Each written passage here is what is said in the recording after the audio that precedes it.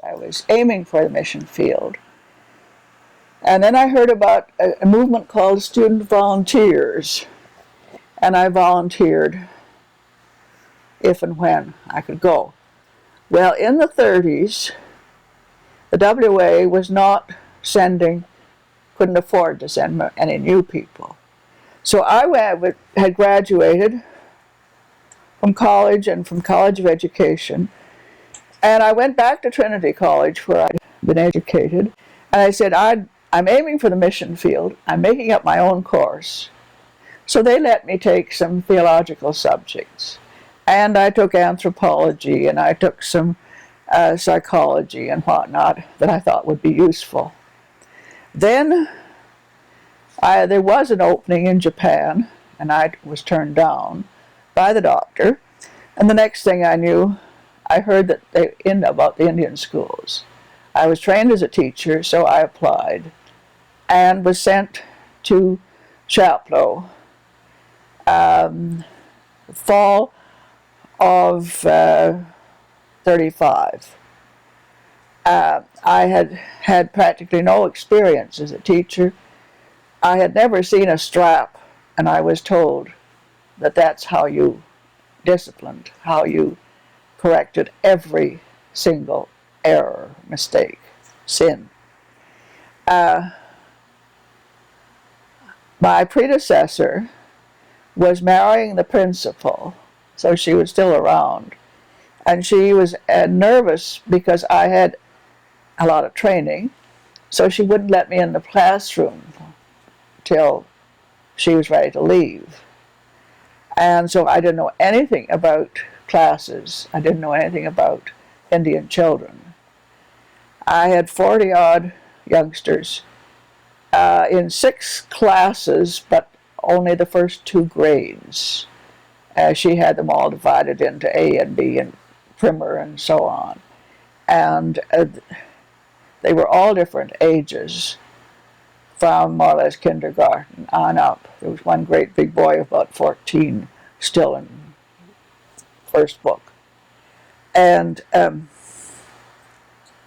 I was told, this is how you do it. The youngsters, well, the boys were on one side. The children were very, very self-conscious in a way. They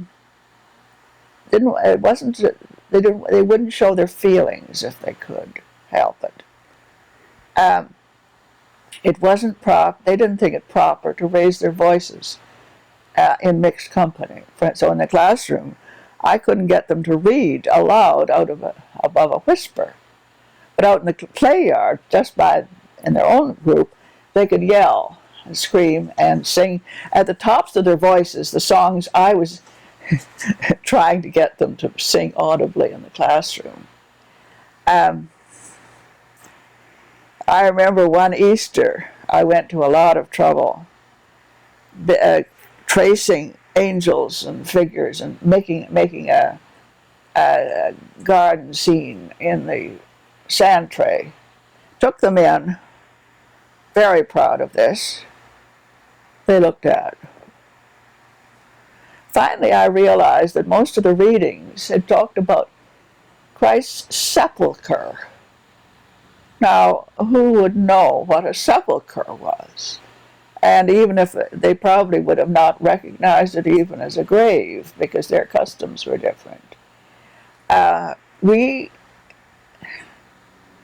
made a very little effort. I don't think we made any effort to find out what their point of view, what their background was. Our business was to teach them our ways. Not exactly to make whites of them, just sort of second grade something. On one or 2 occasions, one boy, for instance, was chosen to go to the coronation in 38 or whenever it was. He was brought up to the staff table so he would learn proper manners and our kind of food, because In the children's dining room, it was completely different. I, as a teacher, was supposed to rule with the strap. The nurse, as a nurse, was supposed to overlook certain things and ignore certain things and not take certain precautions. The doctor from town had a very good reputation with his white patients, but he definitely gave second-grade attention to our youngsters because they were Indians. The nurse, for instance, they used to get an infection under their fingernails, and we called them crazy fingers. And after a while, the nail would come out, and then a new one would grow. One youngster was taken in to the doctor, and her nail wasn't quite ready to come. Oh, well, I might as well lance it out. No anesthetic, because the youngster wouldn't protest. She wouldn't scream or yell. So he thought she didn't have any feelings. That seemed to be the attitude. Some of the youngsters would get sick and be in hospital. When they came back, we'd ask what had been wrong. Oh, we just knew they were sick, that was all. And finally, it got on my nerves too much. I no longer even loved the children, much less anything else, so I left and went back to Toronto and taught there. And one of the things that stuck in my head at that point, I was so glad to be out of that building because it was the best designed fire trap I'd ever lived in. There was one fire escape which came across my bedroom windows. Well, if those windows had been sucked out, that fire escape would have been unusable. It was usually, in winter, was covered with icicles, so the door at the top was locked anyway. So as a fire escape, it would have been no use. One of the dormitories, you could only get out of it by crossing the hall in the stairwell. Well, stairwells are notorious for fires.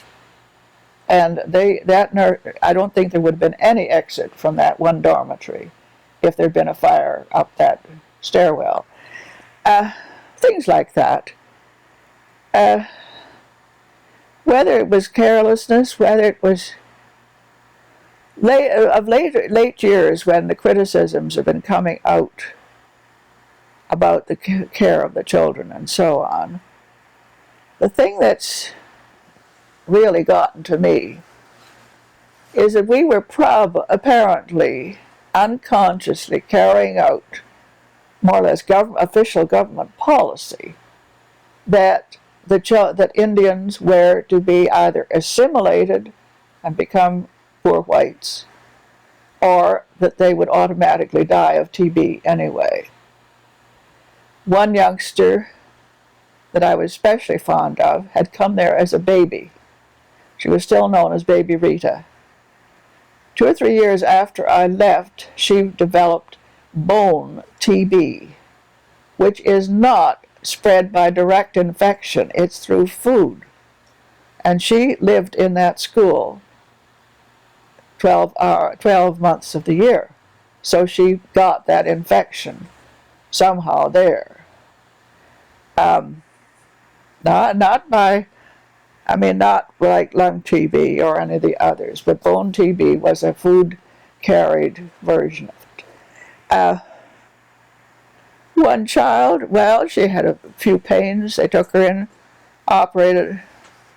She had intestinal TB, and they couldn't do anything. But there'd been no apparent warning, no previous treatment or way of finding out. It was just taken for granted that most of them would die of TB. And I kept in touch with some of the staff for a while afterwards, as they left and married and various things. And I did hear various wild stories about staffing problems during the war years. I don't know that any details, but there were some pretty hectic stories that they'd had to scrape the bottom of the barrel to get staff, and certainly nobody was trained or suitable. Some pretty strange things may have happened then. Our staff were nearly all WA people trained at the Deaconess House. They'd volunteered because they wanted to do some kind of church work. There was an interchange of staff between the schools. It was a world in itself. And I think everybody that I knew at least meant well. I remember one little girl was complaining because she'd been punished rather severely. And the matron took her into her room and showed her in the Bible, "Spare the rod and spoil the child. It's because I love you that I have to do this." Well, that may have been an older custom, but it certainly, even in the 30s, was not what most educators were doing. But that's about all. Those are the conclusions that I've come to as to what we did. I think we, on the whole, at least in the 30s, in what I was in connection with it, we meant well. We thought we were doing God's work. We were there because we felt we had a vocation and that this is what we were to do.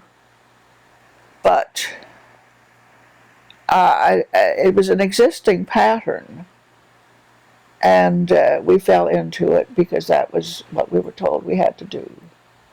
And I just count it as a series of mistakes, well-meaning mistakes rather than wrongs. I don't know what we did to the children.